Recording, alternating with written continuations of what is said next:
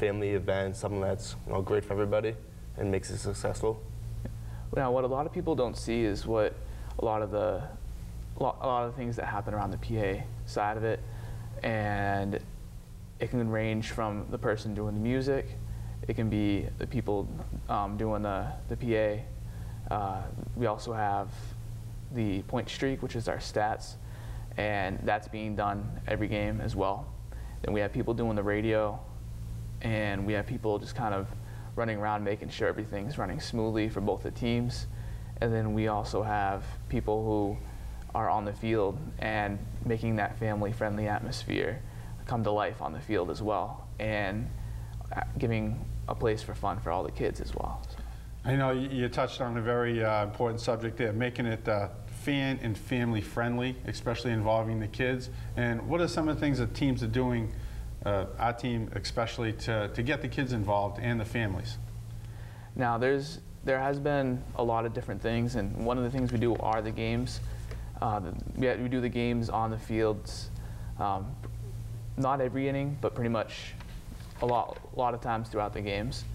And we try to get the kids involved, and from that, the families are happy seeing their kids involved, kids on the field and playing a game, and they get to win prizes after that, and they love doing that. So I know being part of the team and from the PA table, seeing some of the smiles from the kids, whether it's a race and digger around the bases, getting out there and dancing, some of the silly between inning stuff that involve the kids. They're having a great time. They're not really there to watch the game. I think some of the kids are there to get involved between innings, and it's great to see that aspect of what the team's bringing to the community and to the kids of the future of the sport, really. Yeah, it really is. And I know one story from one of the games I was told about was there was a foul ball, and one of the fathers caught it and gave it to his son, and the son started crying because it was his first foul ball ever. And that's a memory right there that you'll never recreate. And we're doing a lot to build the community following and to have a faithful fan base. You mentioned Leominster North Little League is going to be one of our guests on the weekend games. And what are some of the other things that you've done, your partnerships you developed with other Little Leagues? And I know we've had Sterling Little League and Leominster American. There's a lot of Little Leagues that don't get that much recognition on a bigger stage. And we've had some great turnouts on those nights. And how are you developing that and moving forward with that relationship? Now, we actually started by talking to each of them and seeing if they'd be interested in doing some sort of fundraiser for us. And then at the end, at some point during the season, they'd come out and have a big night with their whole Little League as well. And so far that has worked out great, and it's something that we definitely want to build on in the future and start building our relationships with all the Little Leagues around the Leominster, Fitchburg, Wachusett area, and hopefully be able to grow that for next year as well.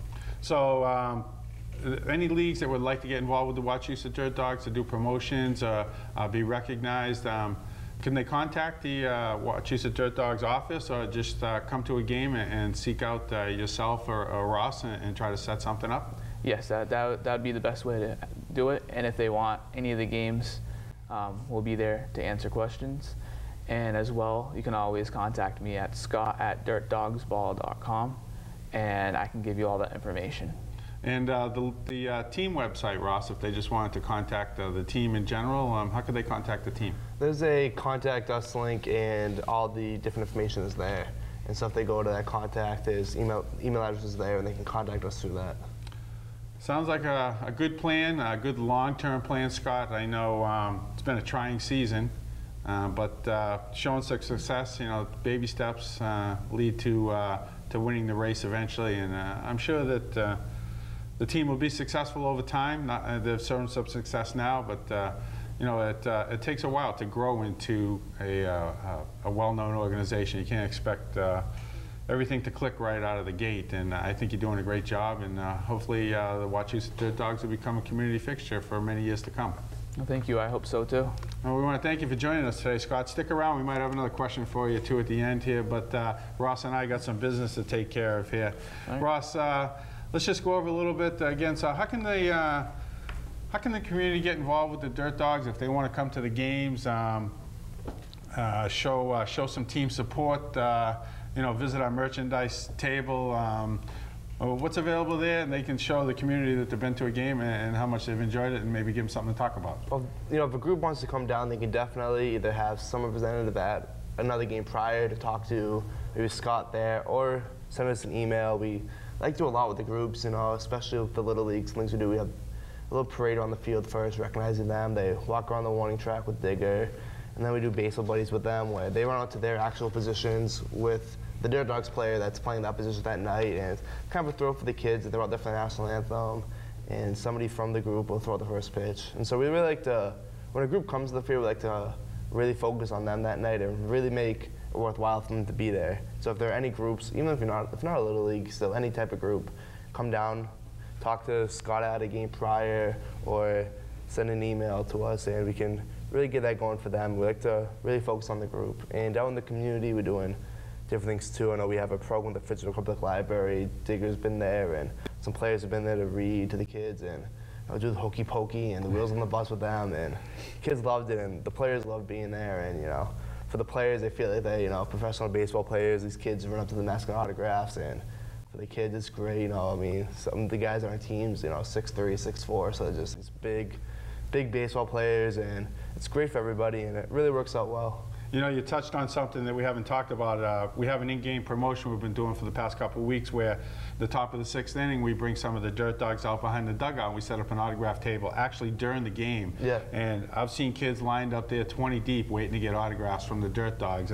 I think that's a great thing that the players and the teams are doing, and it really shows a commitment to the community to make our players accessible, and to kind of get that, build that fan base with the younger fan. Yeah, it's great, for a kid to get an autograph. It doesn't really matter who it is, And it also too, when the kids come back to the game, they have an autograph from this guy. It gives them, they feel more of a connection with the play, and they see him out there playing, and you might root for them that much louder, or when they get a hit, you might feel better about it because you have that little connection with them. And getting the autograph, you're talking with them. The player's very good at making conversation with any fan, so. Really kind of gels the whole experience together. I know an autograph might seem like such a simple thing, but it really is a way to build a bond with a player. I've seen at the end of games where kids are lined up at the dugout gate, just waiting for the players to come off the field, and they're waiting with the ball and the Sharpie, looking to get an autograph, a little pat on the head, and I think that's a great way to build future fans. Definitely. Yeah, and the players love doing it. They love really just giving back to the kids that are there. Without the fans, it'd be a lot more difficult for the players to play and get up for a game. And those last innings when it's loud, and they just love to thank the fans for that. And they're more than willing to get some autographs and spend a little time with the young kids. So it works out great. Yeah, and I agree. No fans, no fun. Exactly. I like to say. You need the fans to have fun, and that's really where the fun begins, is with the fans, the interaction with the players, and. The more of that we can do with the community to build that fan base. I know I've seen some kids walking around with homemade T-shirts with players' names on them and numbers, and that kind of puts a smile on my face to see that they're paying attention. As far as who the players are, they know the players' names. Yes, it was great. And if you want to come down to a game, we have a trivia question for us where you can win 2 free tickets. Oh, we got a trivia question? Yes. What's a trivia question? Does it have to do with Scott, or are we going to go in a different direction? A little different direction with this one. All right, what do we got, Ross? Well, if you go to our website, there's a Outside the Doghouse link on the top of the page. And you click on that, and there's a link to answer a weekly question. It's just a little form. You put in your name, email address, and you answer the question. And the first person to answer the question correctly will win a free pair of tickets. This week's question is, what was the final score for the Dirt Dogs win on Saturday? They snapped a losing streak. We talked about it a little bit on the show. It's the only win they had last week to snap that losing streak. So again, what was the final score in the Dirt Dogs won on Saturday? That was game 2 of the doubleheader against the Brockton Rocks. So again, go to our website, click on the Outside the Doghouse link, and if you want to come to a game and see some of the great stuff I'm talking about, do that, and you can get a couple tickets for free. And lastly, Scott, let's go back to you for one quick last question.